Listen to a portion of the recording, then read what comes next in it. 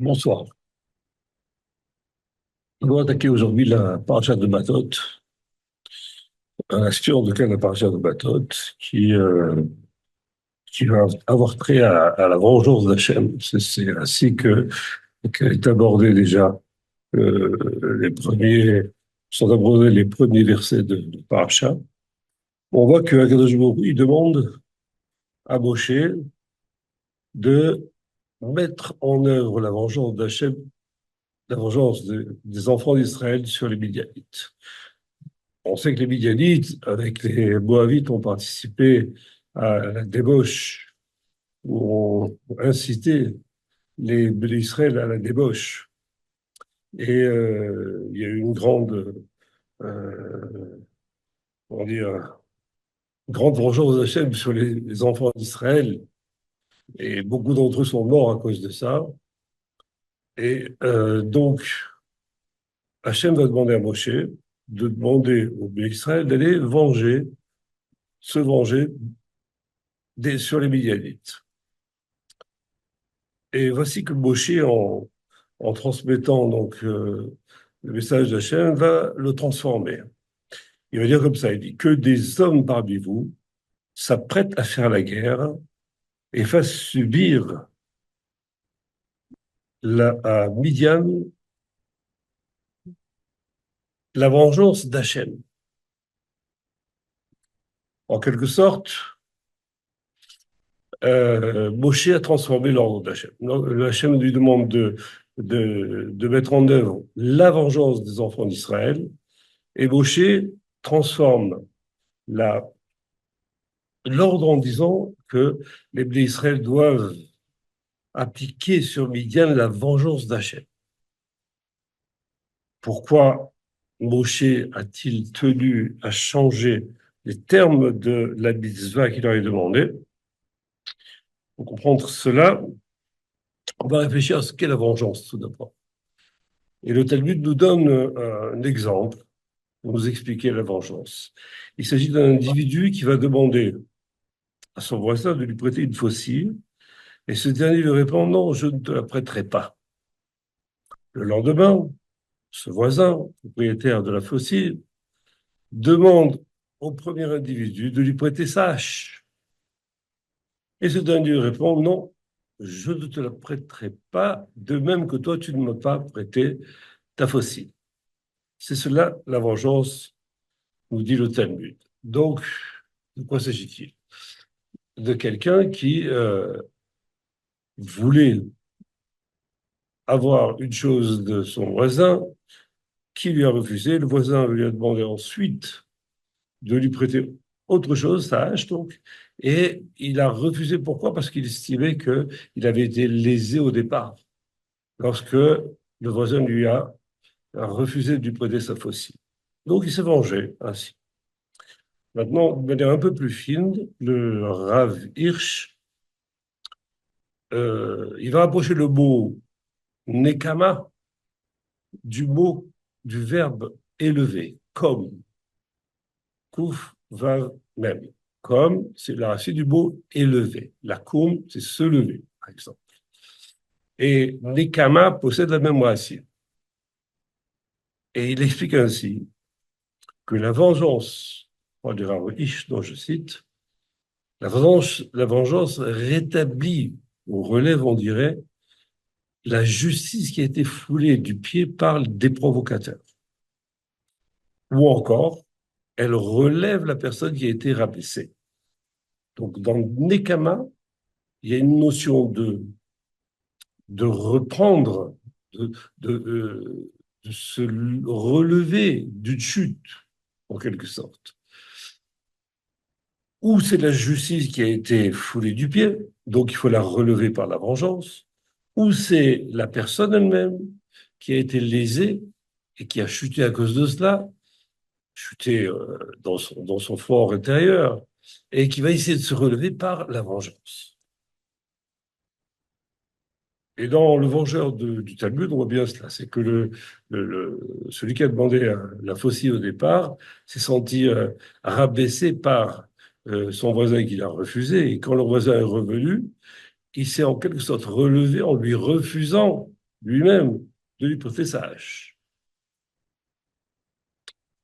Maintenant, la vengeance est quand même une chose qui n'est pas permise par la Torah. Comme c'est marqué dans Vaïkra 19-18, tu ne te vengeras pas et tu ne garderas pas rancune vis-à-vis d'une personne de ton peuple. Le Midrash s'étonne de cet interdit. Pourquoi? Il dit les enfants d'Israël ont demandé à Hachem, Maître du monde, tu as écrit dans ta Torah, ne vous vengez pas et ne gardez pas rancune. Alors qu'à ton sujet, il est dit, Hachem est coléreux, il se venge de ses oppresseurs et garde rancune envers ses ennemis. Donc on voit que Hachem, qui est en quelque sorte, n'applique pas ce que il demande à ses propres créatures. Les créatures demandent de ne pas se venger, de ne pas garder rancune, et lui-même se venge et garde rancune. Donc, il y a une petite distorsion, en apparence évidemment, entre ce qu'Hachem demande au peuple d'Israël et que lui-même applique. Quoi qu'il en soit, Hachem répond à cette question. Il dit, j'ai écrit dans la Torah, ne te venge pas et ne garde pas rancune envers Israël. Mais contre les nations, il faut exercer la vengeance des enfants d'Israël. Donc en réalité, Hachem vient dire que, justifier d'une certaine manière, que même les enfants d'Israël peuvent se venger, ils peuvent garder rancune, mais ce sera vis-à-vis des autres nations, mais pas des enfants d'Israël eux-mêmes. Donc on a une notion bon, qui est un peu difficile à comprendre aussi ici, c'est de savoir en quoi de quoi Hachem peut-il se venger et en quoi consiste la vengeance d'Hachem, étant donné qu'il est bien au-dessus de tout cela. Mais on verra ça plus tard. Maintenant, l'Israélite peut se venger d'un individu non juif. Pourquoi ne peut-il pas se venger d'un frère juif?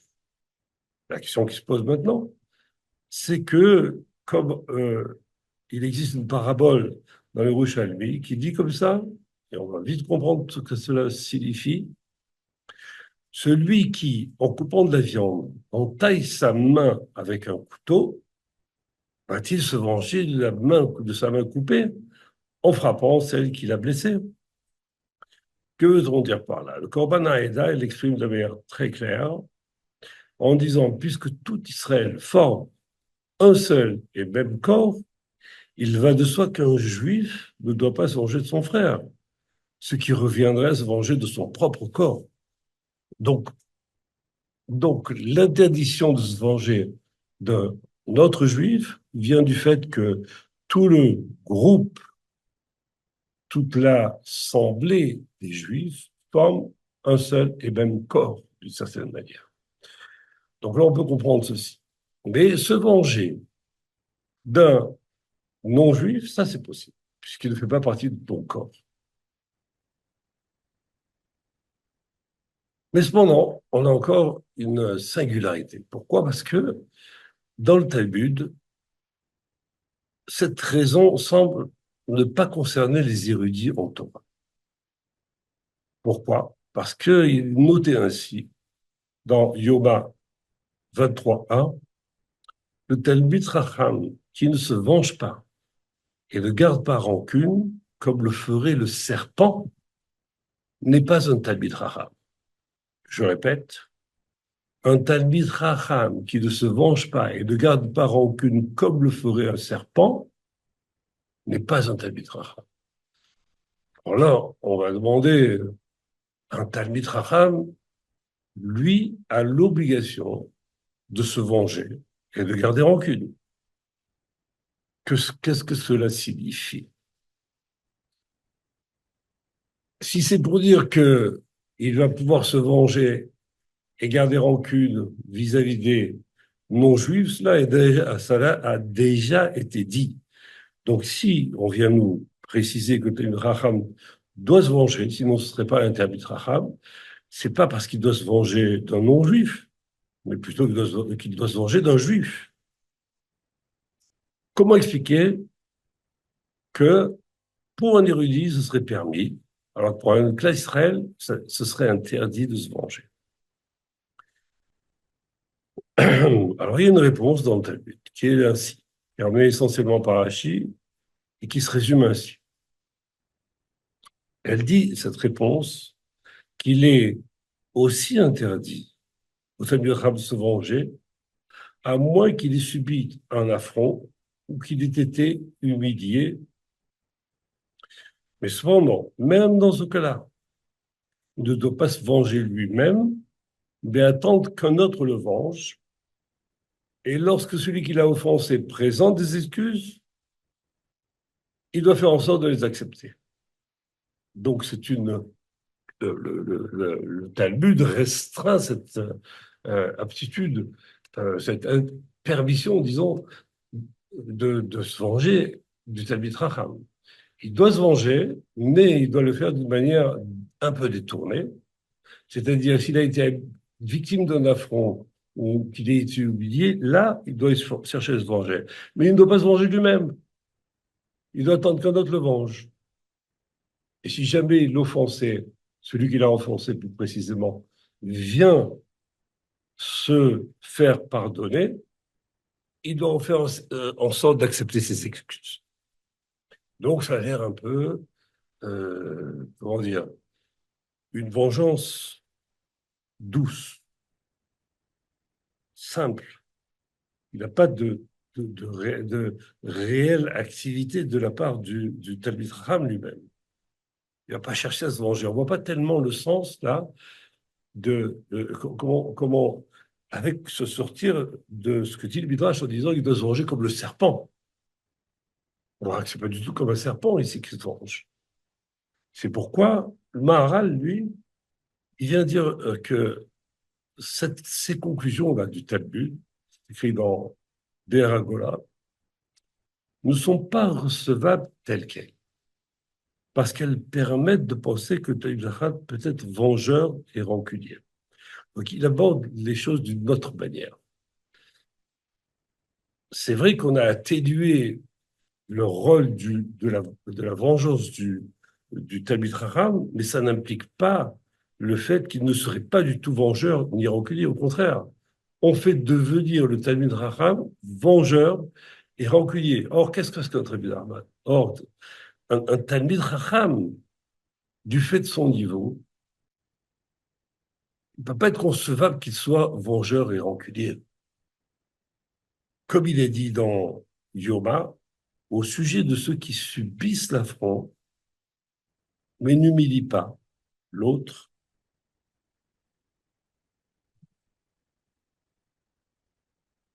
qui eux-mêmes sont calomniés, mais qui ne répondent pas à cette calomnie, qui agissent avec amour et se réjouissent de leurs épreuves, il est écrit, ceux qui l'aiment rayonneront comme le soleil dans toute sa splendeur.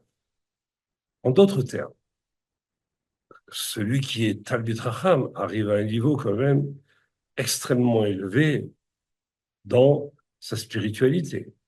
Donc, si on vient lui faire affront, il ne va pas humilier l'autre à cause de ça. S'il est calomnié, il ne va certainement pas répondre à ces calomnies. Il va agir avec amour et se réjouir de ses épreuves. Donc, comment peut-on dire de ce Talmid Chacham, celui qui est à un tel niveau, qui va avoir l'obligation d'être vengeur et rancunier comme un serpent? Il faut donc chercher une autre explication aux paroles de Rabbi Shimon qu'on avait vu, qui affirme que pour être Mircham, il faut être vengeur et rancunier comme le serpent. On va essayer de trouver une autre explication, et c'est le Maharal qui l'amène encore. Maharal, il dit comme ça. Il va donner un autre sens au but. Parce que pour le Maharal, le Talmid Chacham est le domaine du Talmid Chacham, c'est l'esprit. Si bien que l'essentiel de ses aspirations sont d'ordre spirituel. Il l'exprime ainsi dans Tiferet d'Israël. Le Chacham possède un esprit détaché de la matérialité. Donc, il est évident qu'avec un esprit détaché de la matérialité, l'homme, le Talmid Chacham, n'est pas affecté par tout ce qui est matérialité. C'est-à-dire, si un autre vient l'humilier, lui faire un affront, ça va lui passer par-dessus la tête, comme on dit dans l'expression. Ça veut dire que ça ne le concerne pas. Lui, ce qui le concerne, c'est l'esprit, ce qui est spirituel.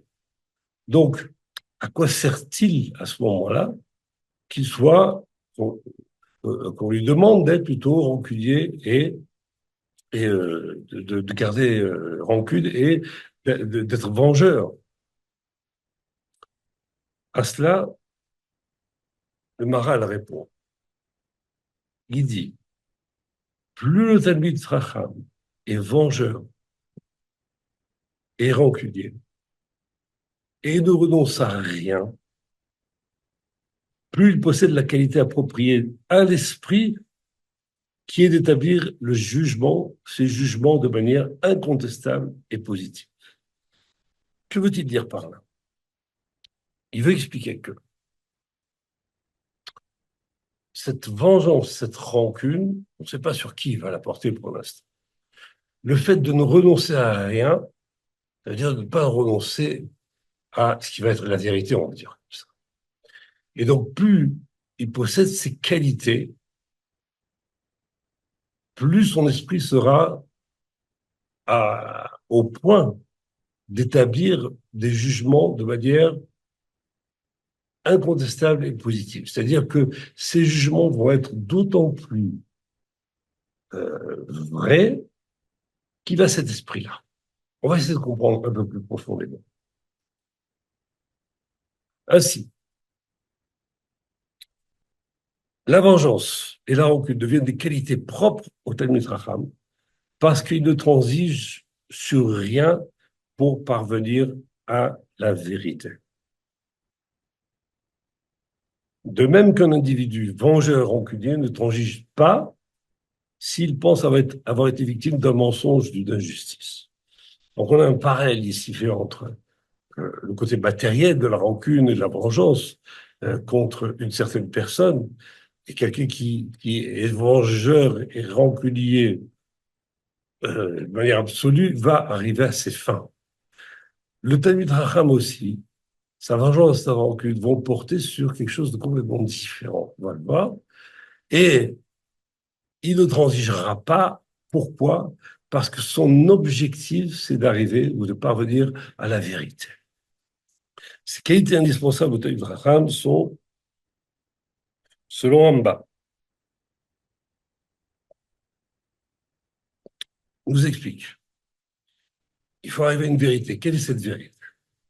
Et il dit que l'homme doit consacrer toutes ses forces, toutes les forces de son esprit pour acquérir la connaissance d'Hachem en réalité, et avoir en face à lui un but unique, appréhender Hachem à la mesure de ses capacités, c'est-à-dire parvenir à le connaître.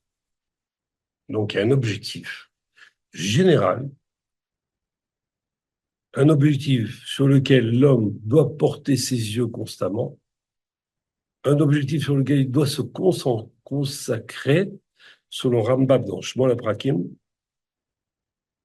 c'est d'appréhender Hachem à la mesure de ses capacités. Utiliser toutes ses capacités pour arriver à saisir qui est Hachem et à le connaître. Donc c'est un objectif extrêmement puissant et qui demande donc un travail sur soi pour arriver à une vérité concernant notre Créateur. Dire le Créateur, et ainsi, c'est voir en lui une vérité qui dépasse tout. Mais pour arriver à cette vérité, il faut, comme dit le Rambam encore un peu plus loin, il ne faut en aucun cas que dans ses actes, il y ait le moins de mouvement inutile. c'est-à-dire le moindre acte qui ne le conduise à cet objectif. C'est-à-dire qu'on a non seulement l'esprit qui va se concentrer à se rapprocher de la connaissance d'Hachem, mais en plus nos actes ou nos mouvements ne doivent pas être inutiles. Ils doivent être tous dirigés vers cet objectif. Le Talmid Chacham va alors devoir lutter.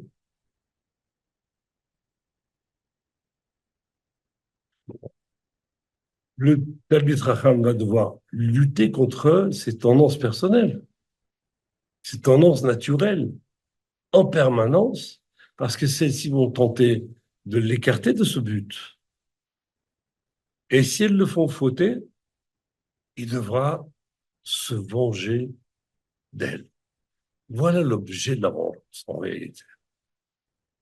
Grâce à cette clé, nous allons pouvoir comprendre maintenant l'épisode de la vengeance d'Hachem qui s'est transformée, pardon, la vengeance des béné Israël qui s'est transformée en vengeance d'Hachem dans les paroles de Moshe.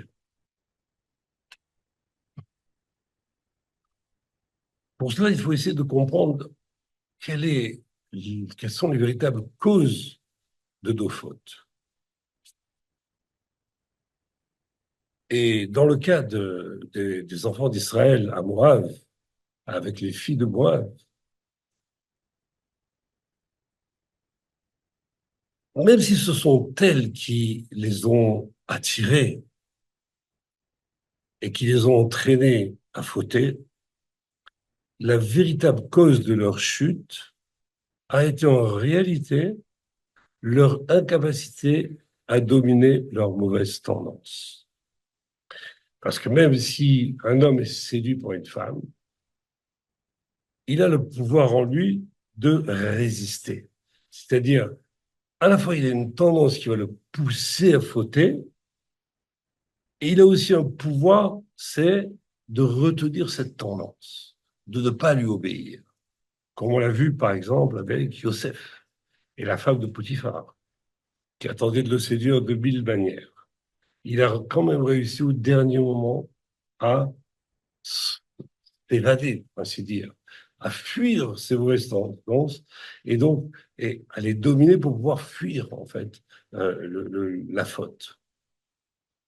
C'est pourquoi on peut comprendre maintenant que l'ordre d'Hachem s'adresse aux enfants d'Israël et il contient d'allusion le fait que les Hébreux devaient se venger de leurs mauvaises tendances car elles sont la vraie cause de leur chute. Inutile de dire à quelqu'un cette fille t'a fait fauter ou ce garçon t'a fait fauter ou peu importe, euh, va te venger de lui. Ouais, il peut très bien que tu te venges de lui. Mais en réalité, le lendemain, tu peux recommencer exactement la même faute. Donc cette faute-là, elle est encore inscrite en toi et tu peux très bien la reprendre le lendemain. Ça n'est pas parce que tu t'es vengé de la personne qui t'a fait fauter que toi, tu n'as pas tu vas détruire en toi la possibilité de fauter à nouveau. Par contre, si tu te venges de tes mauvaises tendances, c'est-à-dire que tu ne te préoccupes plus en réalité de ton ennemi ou de celui qui t'a fait fauter, tu te préoccupes de la cause qui a fait que tu as fauté. Tu vas essayer, elle, de la dominer et en la dominant, tu te venges d'une certaine manière. Parce qu'elle est la vraie cause de ta chute. Et pour ça,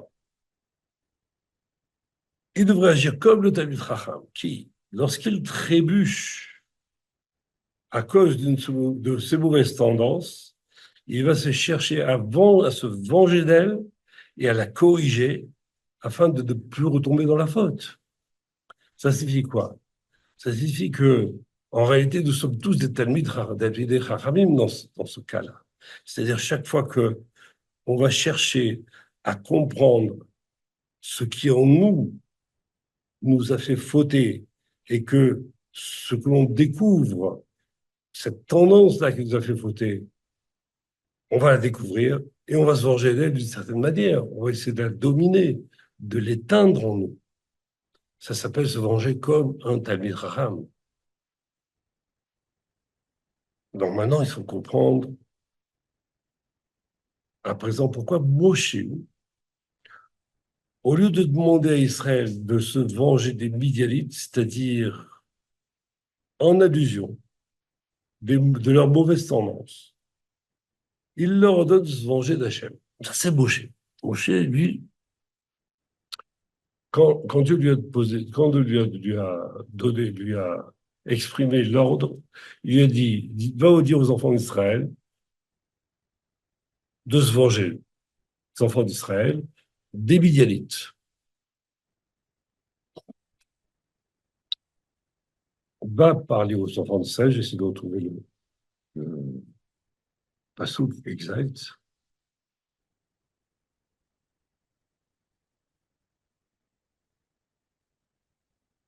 Il dit, mets en œuvre la vengeance des enfants d'Israël sur les Midianites. Donc en réalité, la vengeance allait s'appliquer sur les Midianites, et c'est une vengeance pour les enfants d'Israël. Que Moshe a transformé en disant qu'il fasse subir à Midian, non pas la vengeance sur Midian, mais la vengeance d'Hachem. C'est la vengeance d'Hachem qu'ils allaient appliquer, pas la leur. Pourquoi Moshe a-t-il changé le terme? On vient de voir, nous, que l'homme doit, Talmud Raham doit chercher à se venger de ses tendances naturelles, n'est-ce pas? Et que euh, c'était ainsi parce que ce sont les véritables causes de nos fautes. Et Moshe vient dire non, vous allez venger Hachem en vous attaquant aux Midianites. Alors, comment on va comprendre ça? En réalité, Moshe, il savait combien il est difficile pour un homme de lutter contre sa propre nature. Et même s'il réussit à dominer un de ses défauts, il risque de s'enorgueillir et ainsi de remplacer le défaut qu'il avait par un défaut encore plus grave qui s'appelle l'orgueil. J'ai réussi à dominer ma tendance à. J'ai réussi à la dominer. Donc, je vais me parler à moi-même, évidemment. C'est un orgueil que je vais avoir pour moi-même.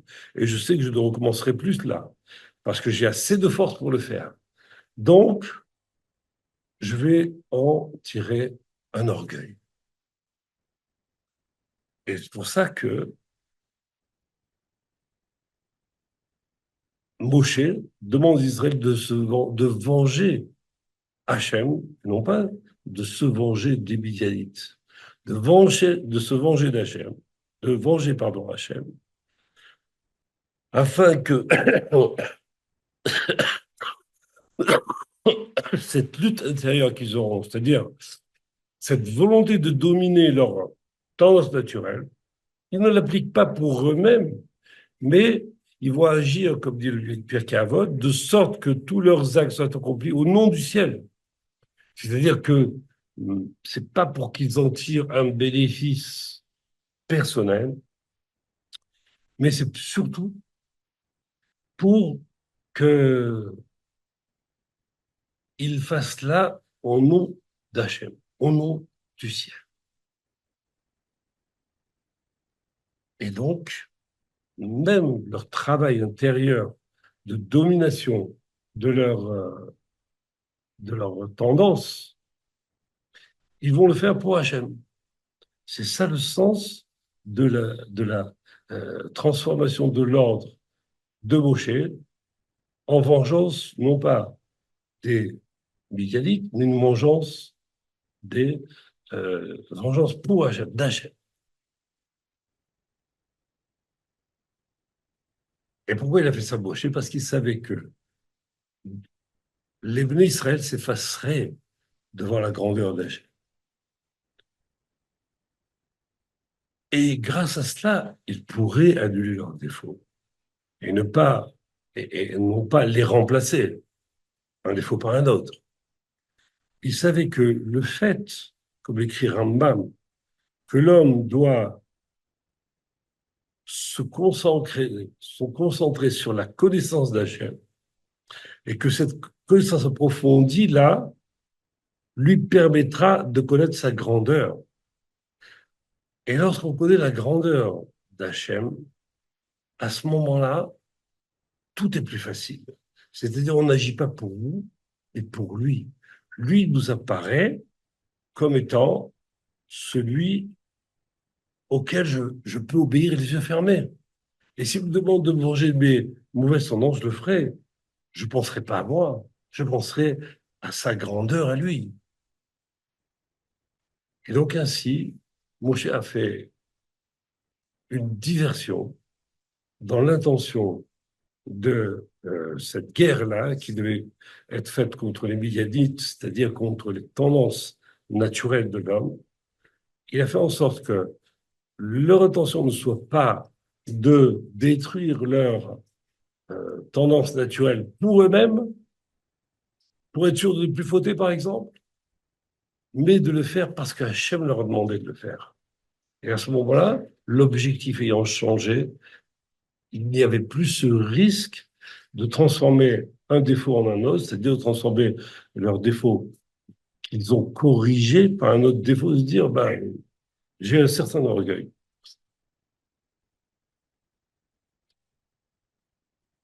Donc on a réussi à saisir à présent ce qu'on voulait saisir, c'est-à-dire la transformation des deux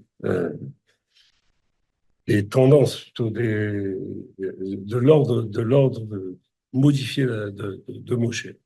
Alors, il nous reste encore une chose à essayer de comprendre. Comment dit-on que Hachem se venge et garde rancune?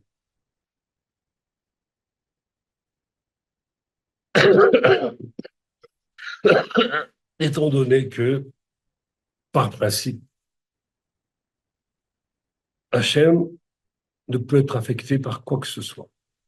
Donc, de quoi pourrait-il se venger et de quoi pourrait-il garder rancune? Certainement pas des ennemis d'Israël, c'était les vrais ennemis, ou même la Avodah ça ne compte pas pour lui, il sait très bien qu'il n'y a rien derrière tout ça. Et pourtant, on vient dire que Hachem est vengeur et qu'il est rancunier. Pour comprendre, il faut se souvenir d'une chose, c'est que la volonté d'Hachem est de faire du bien à ses créatures.